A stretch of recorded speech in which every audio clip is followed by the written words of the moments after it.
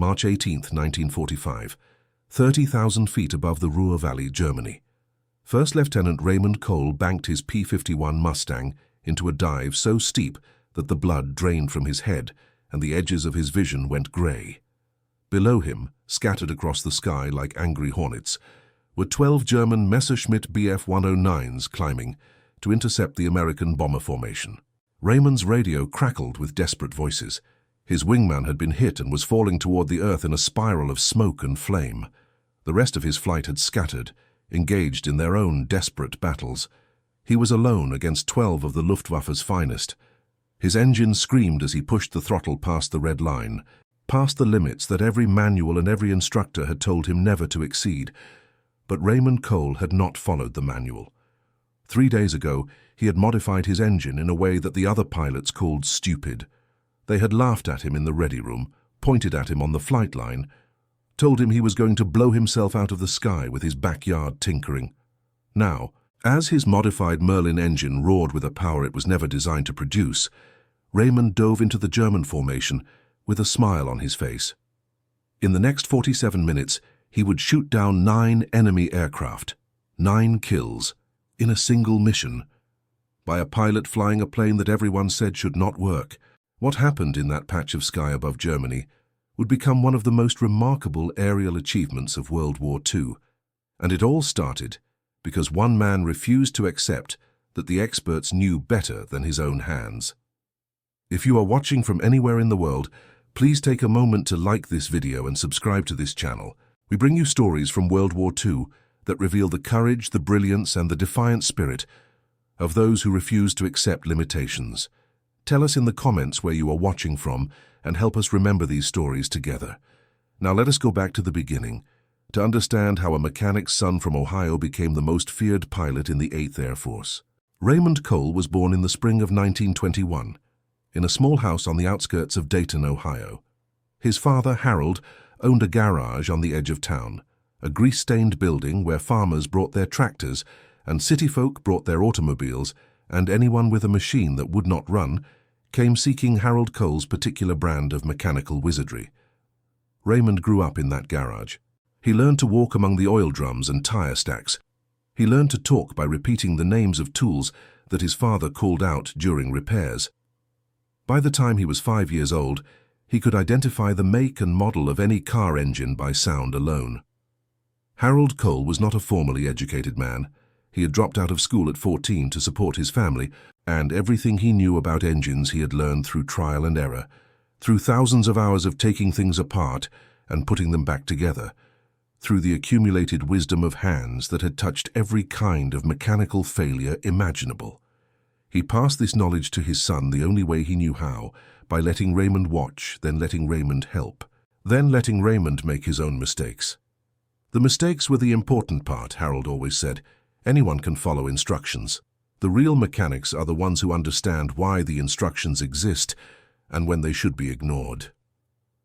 Raymond absorbed this lesson deeply. By the time he was 12, he was rebuilding engines on his own, taking apart carburetors and timing systems and fuel pumps and reassembling them with modifications that his father had never taught him. Some of the modifications worked, some did not. But Raymond learned from each one, building a mental library of mechanical possibilities that no textbook could have provided. His teachers at school found him frustrating. Raymond was clearly intelligent, but he had no patience for subjects that did not involve machines. He would sit in the back of history class, sketching engine designs in his notebook, calculating compression ratios instead of memorizing dates. His grades were mediocre. His mechanical skills were extraordinary. When Raymond was 16, a wealthy businessman from Cincinnati brought a custom-built racing car to Harold's garage. The car had been designed by engineers from one of the major automobile companies, and it was supposed to be the fastest vehicle in the state. But something was wrong with the engine. It sputtered and stalled at high speeds, and no one could figure out why. Harold worked on the car for 3 days without success. The engineer's specifications were precise. The components were exactly as designed, and yet the engine refused to perform as intended. Raymond asked if he could take a look. Harold was skeptical, but he had learned to trust his son's instincts. He stepped back and let Raymond work. Raymond spent 6 hours examining the engine. He did not refer to any specifications or manuals. He simply listened, felt, observed. He put his hands on components and closed his eyes, sensing vibrations and temperatures that escaped ordinary attention. Then he made a single adjustment. He modified the fuel mixture ratio, increasing the richness beyond what the engineers had specified. It was a small change, perhaps 10%, but it was a change that violated everything the experts had calculated. The businessman was furious. He demanded that Harold undo whatever his idiot son had done. He threatened lawsuits and public humiliation. Harold told him to try the car first. The businessman drove the modified vehicle around a test track at speeds that exceeded anything the engineers had promised. The engine that had sputtered and stalled now roared with smooth, relentless power. The businessman paid Harold triple the agreed-upon fee and asked Raymond to come work for his racing team. Raymond declined. He had other plans. He had seen the newsreels, had watched the footage of pilots dancing through the sky in machines that combined power and grace in ways that no earthbound vehicle could match. He had read about the air races, about the men who pushed engines beyond their limits and lived to tell about it. Raymond Cole wanted to fly. Raymond enlisted in the Army Air Corps in January of 1942, 1 month after Pearl Harbor. He was 20 years old, with the lean build and quick reflexes that the Air Corps looked for in its pilots. His mechanical background was noted in his file, and his instructors were informed that this particular cadet might have useful skills beyond flying. They had no idea. Flight training was at Tuskegee, then at several bases across the American South. Raymond took to flying with the same natural aptitude he had shown for engines. He understood aircraft the way he understood automobiles, not as collections of components following instructions, but as living systems that could be coaxed, adjusted, and improved. He graduated near the top of his class and was assigned to a P-40 Warhawk squadron preparing for deployment to North Africa. His first combat came over Tunisia in early 1943. Raymond shot down a German Messerschmitt on his 3rd mission, a kill that earned him the respect of his squadron mates and the attention of his commanding officer. But it was not the flying that set Raymond apart. It was what he did on the ground. Between missions, while other pilots rested or wrote letters home, Raymond could be found in the maintenance area, examining engines, talking with the ground crews, making suggestions that ranged from minor adjustments to major modifications. The crew chiefs were initially resistant. They had been trained to maintain aircraft according to strict specifications, and they did not appreciate a pilot telling them how to do their jobs. But Raymond did not tell them, he showed them. He would take a plane that was running at acceptable performance levels and make modifications that seemed to violate every principle of aircraft engineering. He would adjust fuel mixtures beyond specified ranges.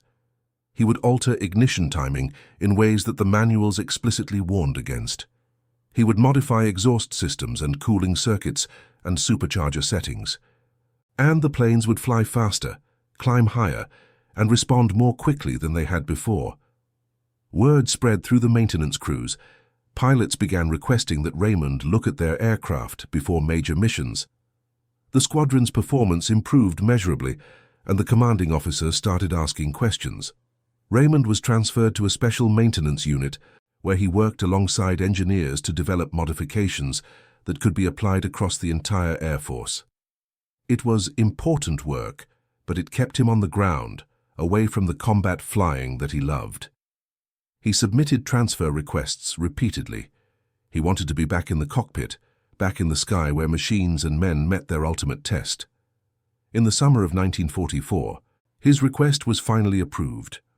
Raymond was assigned to a P-51 Mustang squadron based in England, part of the 8th Air Force that was systematically destroying the German war machine from the air. The P-51 was the finest fighter aircraft in the world, a thoroughbred of speed and maneuverability that could escort bombers deep into Germany and still have fuel to fight. Raymond fell in love with the aircraft immediately, and immediately he began to see ways to make it better. The Packard V1650 Merlin engine that powered the P-51 was a masterpiece of engineering. Developed from the British Rolls-Royce Merlin, it produced over 400 horsepower, and could push the Mustang to speeds exceeding 400 miles per hour. But Raymond saw limitations. He spent his first weeks with the squadron studying the engine, talking with the ground crews, flying test missions where he pushed the aircraft to its documented limits, and then carefully, methodically, beyond them. What he discovered confirmed what his instincts had told him from the beginning. The Merlin was designed to operate within specific parameters, certain fuel mixtures, certain boost pressures, certain temperature ranges. These parameters had been established through extensive testing, and they represented the safest way to operate the engine without risking catastrophic failure. But safe and optimal were not the same thing. Raymond believed that the engine was capable of significantly more power than the specifications allowed. He believed that by modifying certain components and adjusting certain settings, he could extract performance that the designers had never anticipated. The problem was proving it without getting himself killed. He started small, making incremental adjustments to his own aircraft and observing the results. He modified the fuel injection system to allow for a richer mixture at high altitudes. He adjusted the supercharger to increase boost pressure beyond the red line. He altered the exhaust manifold to improve gas flow at maximum power settings. Each modification was carefully calculated based on decades of experience working with engines in his father's garage. Raymond understood the physics involved, understood the stresses and tolerances and breaking points of mechanical systems. He knew exactly how far he could push before something gave way, or at least he believed he knew. The other pilots noticed what he was doing. They watched him working on his aircraft in the evenings, making adjustments that no manual had authorized. They saw him conferring with the ground crew, explaining modifications that seemed to contradict everything they had been taught, and they laughed. They called him the garage mechanic, the tinkerer, the fool who thought he knew better than the engineers at Packard and Rolls-Royce.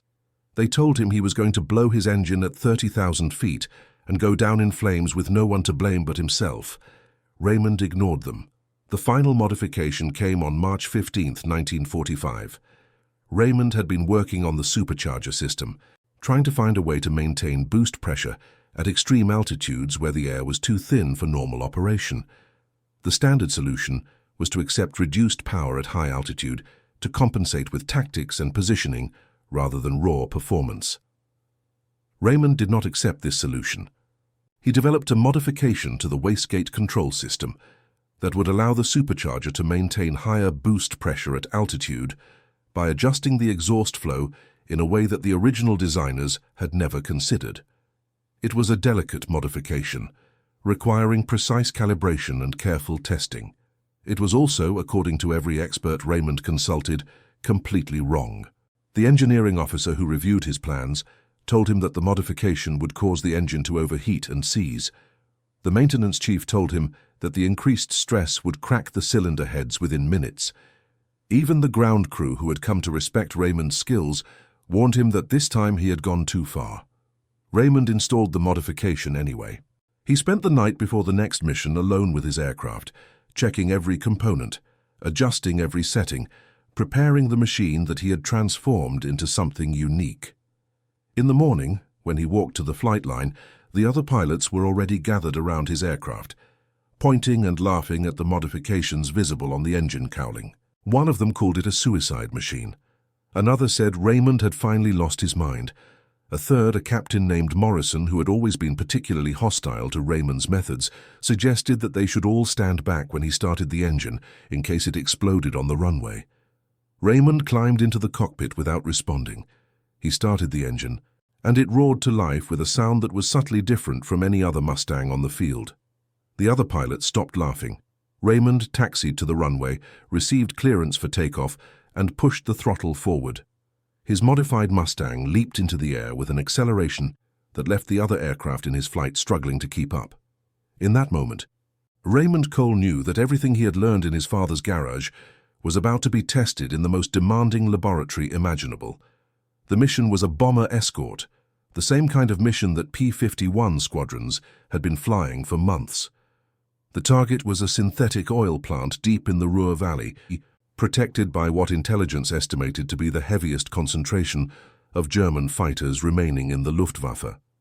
Raymond's flight was positioned on the northern flank of the bomber formation, responsible for intercepting any enemy aircraft that approached from that direction. The German fighters appeared at 10:47 hours. They came from above and behind, diving out of the sun in the classic attack pattern that the Luftwaffe had perfected over years of combat. There were at least 20 of them, Messerschmitt Bf-109s and Focke-Wulf 190s, falling on the bombers like hawks on a flock of geese. Raymond's flight turned to engage. The air battle that followed was chaos. Aircraft twisted and rolled through three-dimensional space, machine guns chattering, engines screaming, men fighting and dying in a ballet of violence that lasted seconds and felt like hours. Raymond's wingman was hit in the first pass. A burst of cannon fire from a Messerschmitt tore through his engine, and the young pilot from Indiana went spinning toward the earth in a trail of smoke and flame.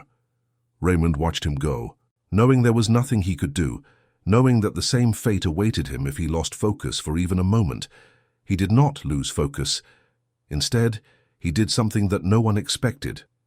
He pushed his throttle past the red line, past the limits that every pilot had been trained to respect, and his modified engine responded with a surge of power that turned his Mustang into something almost supernatural.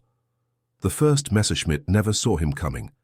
Raymond dove on it from above and behind, his excess speed allowing him to close the distance before the German pilot could react. A short burst from his 6 machine guns, and the enemy aircraft came apart in mid-air, pieces of wing and fuselage tumbling past Raymond's canopy as he pulled up and looked for his next target. The second kill came 30 seconds later. A Focke-Wulf that had been chasing one of the bombers found itself suddenly pursued, Raymond's faster aircraft closing the gap with inexorable precision. The German pilot tried to evade, rolling and diving, but Raymond followed every maneuver, matching him turn for turn until he had a clear shot. Another burst, another explosion, another enemy falling from the sky. Raymond's radio was alive with chatter. His squadron mates were calling out targets, warning of threats, coordinating their defense of the bomber formation. But Raymond was operating on a different level, his modified aircraft giving him capabilities that no one else in the sky possessed. He could climb faster than the Germans expected. He could dive faster than they could follow. He could turn tighter at high speeds because his engine maintained power where theirs began to fade. The third kill was a Messerschmitt that tried to scissor with him, a defensive maneuver designed to force the pursuing aircraft to overshoot. Raymond did not overshoot. His superior power allowed him to maintain position, and when the German completed his role, Raymond was waiting for him. The fourth kill was almost an accident.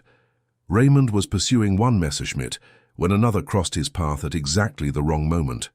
A reflexive burst, a flash of flame, and suddenly there were 4 black crosses painted on the side of his aircraft. But Raymond was not counting. He was flying.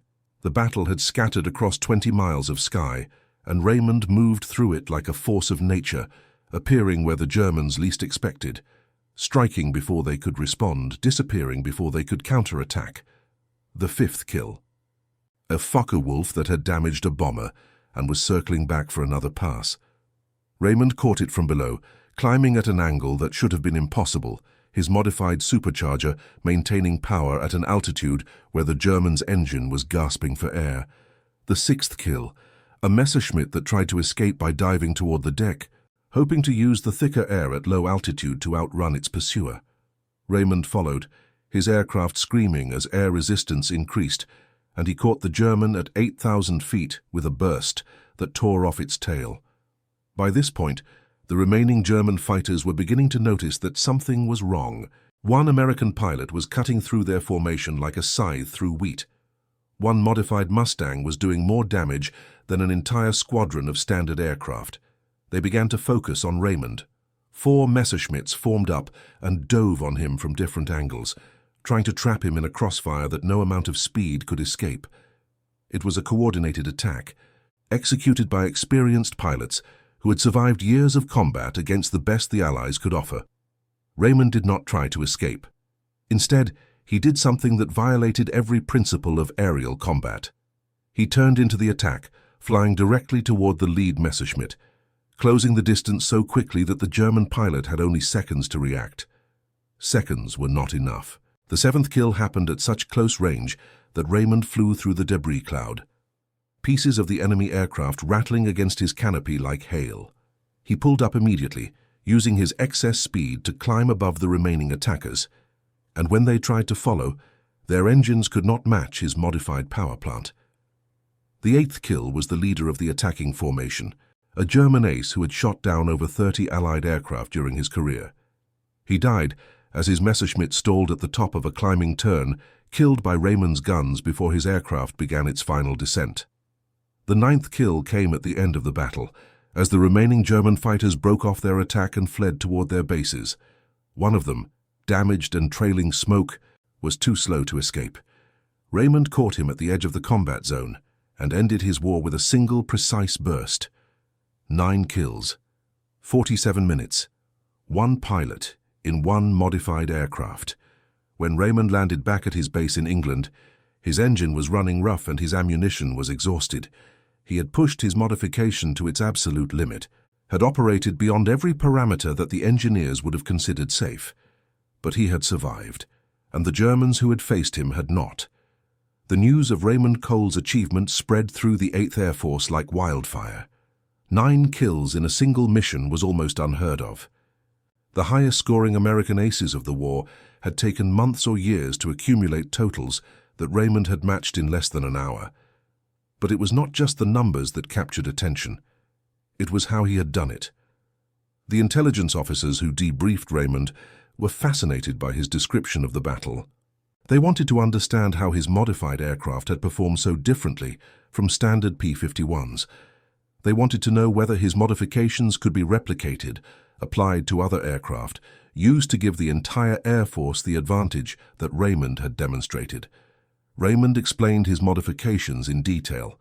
He drew diagrams, provided specifications, answered questions that ranged from basic engineering to advanced aerodynamics. The officers took extensive notes and promised to forward his information to the appropriate technical authorities. The reaction from those authorities was mixed.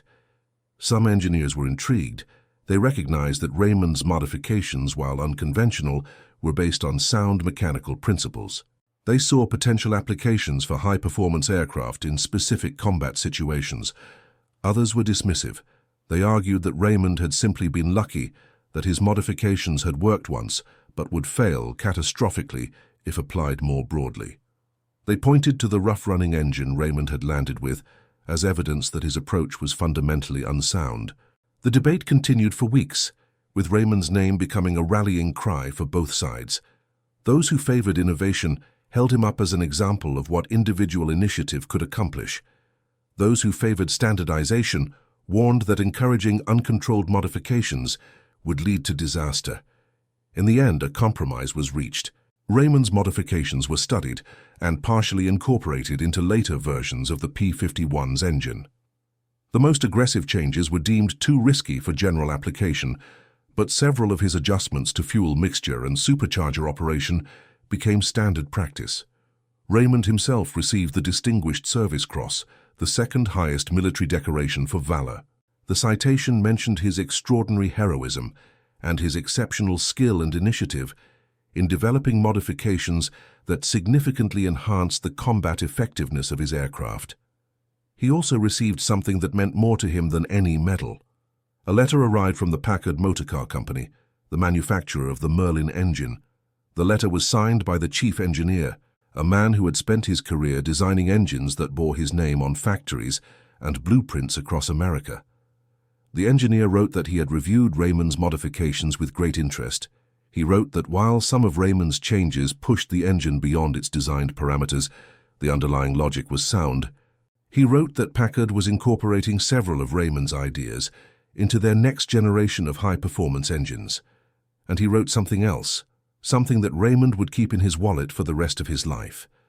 He wrote that the best engineers are not those who follow specifications perfectly, but those who understand when specifications should be exceeded. He wrote that Raymond's father had taught him well, and that the garage in Dayton had produced something that all the factories in Detroit could learn from. Raymond read that letter in his quarters on a rainy English evening, surrounded by the sounds of a war that was slowly grinding toward its end. He thought about his father, still working in that same garage, still coaxing impossible performance from broken machines. He thought about all the hours he had spent as a boy, watching and learning and making mistakes that taught him more than any classroom ever could. He folded the letter carefully and placed it next to the photograph of his parents that he carried everywhere. Then he went to check on his aircraft, because there was always something that could be improved. The war in Europe ended on May 8, 1945, 7 weeks after Raymond's extraordinary mission over the Ruhr Valley. In the final months of the conflict, Raymond flew 23 more combat missions and added 4 more kills to his total. He finished the war as an ace with 13 confirmed victories, but it was the 9-kill mission that defined his reputation. The other pilots stopped laughing at his modifications. Instead, they started asking for advice. They brought him their aircraft and their problems, and Raymond worked with them the way his father had worked with the farmers and city folk who brought their machines to the garage in Dayton. He showed them how to listen to an engine, how to feel the vibrations that indicated problems before they became critical. He taught them that machines were not just collections of parts following specifications, but systems that could be understood, adjusted, and improved by anyone willing to invest the time and attention. Some of the pilots understood, some did not, but all of them respected what Raymond had accomplished. He came home to Ohio in the autumn of 1945, decorated and celebrated, but fundamentally unchanged. He was still the quiet boy who had grown up in his father's garage, still more comfortable with machines than with people, still driven by the conviction that any system could be made better by someone who truly understood it. Harold Cole was waiting for him at the train station in Dayton. He looked older than Raymond remembered, grayer and more stooped, worn down by the years and the worry of having a son in combat. They did not embrace. That was not the Cole family way. But Harold shook his son's hand with a grip that said everything that words could not express. Then he asked Raymond if he wanted to help him with a stubborn carburetor that had been giving him trouble. Raymond smiled and said that he would. They walked to the garage together, father and son, and they spent the afternoon doing what they had always done, taking things apart, understanding how they worked, making them better. Raymond did not return to flying after the war. The Army offered him a position as a test pilot, and several aviation companies tried to recruit him as an engineer, but Raymond declined all of them. He stayed in Dayton. He took over his father's garage when Harold retired in 1952, and he ran it for the next 40 years, building a reputation that rivaled his father's for solving problems that no one else could solve. He married a local woman named Evelyn in 1948, and they had 3 children together, 2 sons and a daughter. All 3 of them grew up in the garage, learning the same lessons that Raymond had learned from his father. Details matter. Understanding beats memorization. Sometimes the experts are wrong. Raymond rarely talked about the war. His medals sat in a box in the attic, and the newspaper clippings about his 9-kill mission yellowed in a scrapbook that Evelyn maintained, but Raymond never opened. But sometimes, on quiet evenings when the garage was closed and the family had gathered for dinner, one of the children would ask about the war, and Raymond would tell them stories. He told them about the Merlin engine, about its power and its limitations. He told them about the modifications he had made, about the ridicule he had faced, and the vindication that followed. He told them about the battle over the Ruhr Valley, about the German pilots who had died because they could not match an aircraft that should not have existed. But mostly, he told them about his father. He told them about Harold Cole, the dropout who became a mechanical wizard. He told them about the lessons learned in the garage, about mistakes that teach more than successes, about the difference between following instructions and understanding principles. He told them that everything he had accomplished in the war, every kill and every commendation, had its roots in that grease-stained building on the edge of Dayton, Ohio. In 1985, the Smithsonian Air and Space Museum contacted Raymond about donating materials related to his wartime service. They were creating an exhibit on P-51 Mustang modifications, and Raymond's story was to be featured prominently. Raymond agreed reluctantly. He sent them documents, photographs, and the original blueprints for his modifications. He also sent them something that the museum archivists found unexpectedly moving. He sent them a wrench. It was an old tool, worn and oil-stained, with Harold Cole's initials scratched into the handle. It was the wrench that Raymond had used as a boy, learning to take apart engines in his father's garage. It was the wrench he had carried with him through North Africa and Italy and England, using it to make the modifications that had changed his life. The museum displayed the wrench in a case alongside the more impressive artifacts: photographs of Raymond's aircraft, copies of his mission reports, the medal citations that documented his achievements. A small placard explained its significance, but anyone who looked at that wrench, at its worn handle and stained metal, could understand something that the placard could not fully express. That great achievements often begin with small tools, that the knowledge passed from parent to child matters more than formal education, that a garage in Ohio could produce something that changed the course of a war. Raymond Cole died in 2004 at the age of 83. His funeral was held in Dayton, and the attendees included former military officials, aviation historians, and 3 generations of the Cole family. His oldest son delivered the eulogy. He talked about his father's quiet determination, his refusal to accept limitations, his lifelong belief that anything mechanical could be understood and improved. He told the story of the 9 Messerschmitts. But he also told another story, one that Raymond himself had shared on the last Christmas they spent together. Raymond had told his son about the night before the Ruhr Valley mission, when he had sat alone with his modified aircraft on the flight line in England. He had told him about the doubt he had felt, the fear that the other pilots might be right, that his modifications might fail at the worst possible moment. He had told him that he almost uninstalled everything and flew with a standard engine. But then he had remembered his father's words, spoken decades earlier in a garage in Ohio. Anyone can follow instructions. The real mechanics are the ones who understand why the instructions exist and when they should be ignored. Raymond had kept his modifications.